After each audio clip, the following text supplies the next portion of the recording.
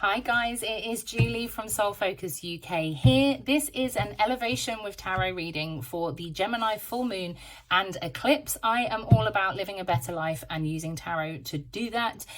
This is a collective reading for Scorpio, sun, moon and rising. If it doesn't resonate, that's absolutely fine. Just let it go. If it does, implement it and live your best life, okay? So the link is in my bio for my website, and that is if you are interested in my products and services, including personal tarot readings.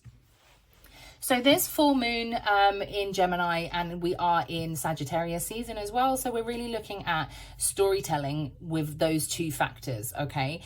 So the first question I'm going to ask is, what narrative do we need to address or release? Because as I say, as the storytellers, we're really looking at what stories do we tell ourselves? So what stories do we tell ourselves that we don't need anymore? Or do we need to address? Incorrect.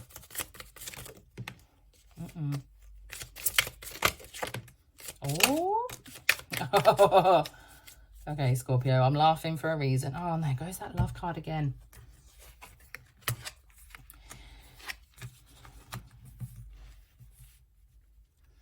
Okay, Scorpio, straight away, I'm going to say that there are some of you that are not listening to your intuition. We've got the King of Cups. The Cups are very psychic energy. If that was the Queen of Cups, I would say that's my psychic queen. So I'm saying this is my psychic king. But I've got the High Priestess on the table as well, which is about healing and that energy work. This is very much about... This comes out for me when I say that someone needs to be a healer or needs to do healing, but it's in reverse. So there has been a resistance to that, whether it's that you don't believe that it works, whether it's that you don't believe that you need it. You do, sorry, but you do. We all do. We all need to heal. We all need to evolve. There is this reference to love here with this Two of Cups. So this Two of Cups here, we're really talking, sorry, I know it's not really on the screen.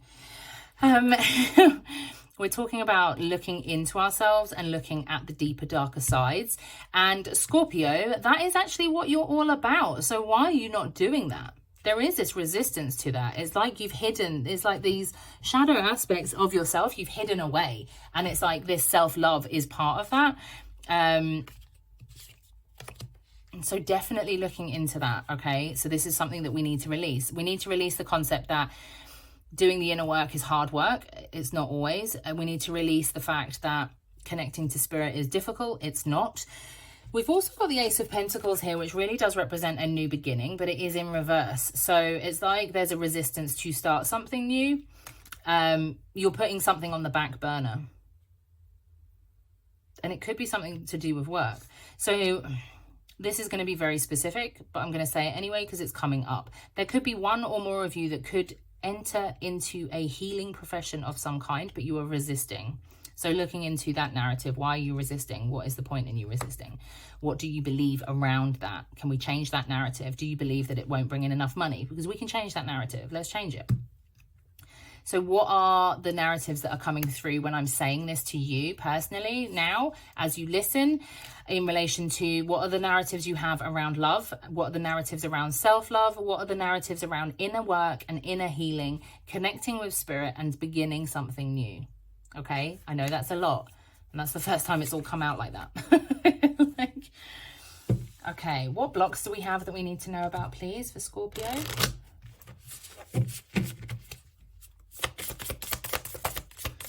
Blocks do we have, please? True love. You're hiding behind your shell, Scorpio. Deserving. Okay. Okay, I'm going to face these to you so you can see them, hopefully, depending on the light. Okay, true love has come out first. Two of Cups. Why do you think you don't deserve love?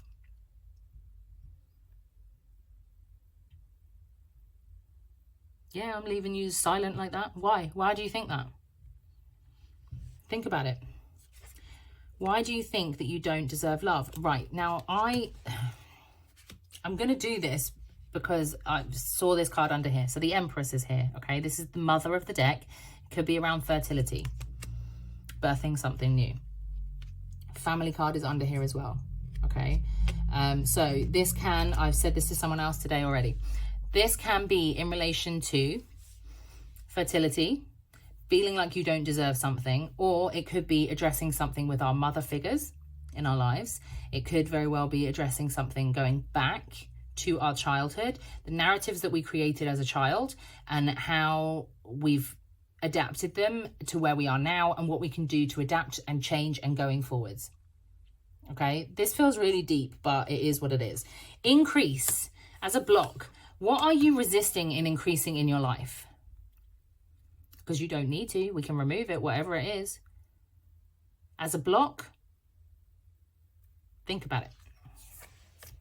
The fact that true love is here just sort of hurts my heart a little bit. Oh my God, and that's the healing light underneath, which is her. That's crazy. There are definitely some healers in here, whether you're a crystal healer, Reiki healer, quantum physics leapist healer. I don't know. There's a lot of healing modalities these days. Whichever healer type you are, if you are listening to this as a healer, then just get to work. There needs to be some inner work done, and some work in relation to what you believe that what you believe your worth is coming through. Like, you just don't necessarily believe that you can do it. Why have I cut the deck and you've got the Lover's card there? The Lover's card can be the relationship with yourself. There is a lot in relation to love coming out for you. Love, family, and like birthing, new, fertility. So for some of you, that's going to be really important around now. Okay, so just keeping that in mind. What is the overall message, please?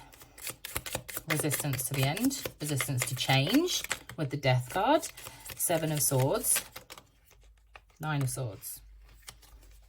Okay, with the 9 of Swords, I'd say you're carrying a lot, the Emperor. That's that father figure. Okay, so for some of you, we're really looking at a message with regards to family as a whole, and going way back to mother-father relationships, the mother-father, like the dynamic, what it has like taught you, and things like this. Okay, so we're really looking at that as a whole. You can then look at that to implement what it looks like to you in your current relationships, your past partners, and we're looking to change that story and narrative. Okay, what is it that you want from a partner? Change the narrative from what your type is. What is it that you actually want? You can do that as well. So keeping that in mind as an overall message here. As I know, like they're really sort of saying something needs to end. There's a resistance to the end because the Death card is here in reverse. Okay, so something needs to end. Something needs to be cleared. Something needs to be cut. But you're resisting it. You're carrying a lot of weight in the sense of like there's a lot over you and you just need to just rest and recuperate. There is also this 7 of Swords here. And this is the second time I've had to say this today, but this is my sneaky card. Getting away with something. But I don't like that it's come out with the Emperor. Or that the Queen of Swords in reverse is below. The Queen of Swords in reverse. So the Queen of Swords for me is all about clarity, knowing what you want, cutting off heads. Okay? As simple as that. So the fact that that's come out underneath this Emperor, there is someone in here that needs to cut off a relationship. And I'm sorry to say that, but there is. If this doesn't apply to you, obviously don't listen. But for somebody, someone is dating someone who is being sneaky as fuck. We don't like it. We want to chop the heads off. We want to end the cycle with this Death card, but we're resisting. So just being aware of that. Full moons can bring about clarity, okay? But I will say this as well, this isn't for everybody. So don't get overexcited and don't sit there and make all these decisions. Right now, Gemini full moon, has the energy to pull you from one place to another. Okay, so keep that in mind. If you're flitting back and forth between, I don't know if I want this, I don't know if I want that, like just keep in mind that energy is around, and just like keep that to the forefront. But as an overall, for the majority here for Scorpio, we're really talking about looking at mother-father dynamics, looking at childhood, looking at implementing the new narrative for what you want in the future, whether that is in a future partner, whether that's in a future relationship, birthing a child, birthing an idea. These kind of things are there. So What is the positive new life? Yes, okay. I'm just showing you that. That's there. For someone, there's a new life ahead. Okay, what positive action can we take? What positive action do we need to take? Mending. I'm going to pull that out as well because it was there. Some of you are going round and round. 1 foot in, 1 foot out, between worlds. Mending. This is internal work for me, okay? And look at his children. Mending your inner child. Some of you need to do some inner child work. You need to connect with yourself. You need to connect with who you were when you were younger. I'm really looking at that as a positive. These are positive actions that you can take. So what positive things can you do going forward? Stopping the round and round, you know, connecting to spirit. If you look at between worlds as connection to spirit and being on Mother Earth, you know, tapping into that intuition, really doing some inner child healing, I think is going to be really beneficial. But I'm going to leave it there for you guys. Please feel free to like, comment and share, and I will see you in the next reading.